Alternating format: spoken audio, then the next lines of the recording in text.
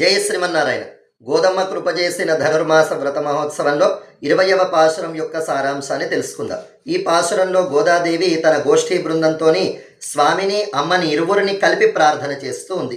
33 కోట్ల మంది దేవతలకి అభయాన్నిచ్చి సంరక్షించేటువంటి బలాఢ్యుడా మేలుకో అన్న వెంటనే స్వామి విని కూడా మేల్కొనడం లేదట.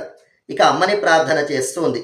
బంగారు కలశం వంటి ప్రకాశించేటువంటి వక్షస్థలం కలిగి ఎర్రనైనటువంటి పెదవులతో సన్ననైనటువంటి నడుముతో లక్ష్మీ స్వరూపునిగా ప్రకాశించేటువంటి ఓ నీలాదేవి పరిపూర్ణురాల మేలుకో.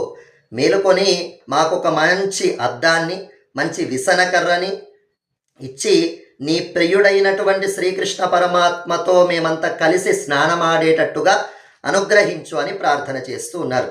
ఇది ఒక రహస్యాన్ని తెలియజేస్తుంది.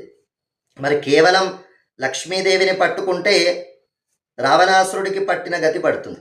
కేవలం నారాయణుణ్ణి పట్టుకుంటే శూర్పనఖకి పట్టిన గతి పడుతుంది. ఇరువురిని కలిపి సీతారాములు ఇరువురిని కలిపి సేవిస్తే ఆంజనేయ స్వామిలాగా మనం కూడా సకల సంపదలని పొందుతాము. మరి లక్ష్మీదేవి ఈ జీవులందరినీ తన కృపని చూపించి సంస్కరింపజేసి మనని ఆకర్షిస్తుంది.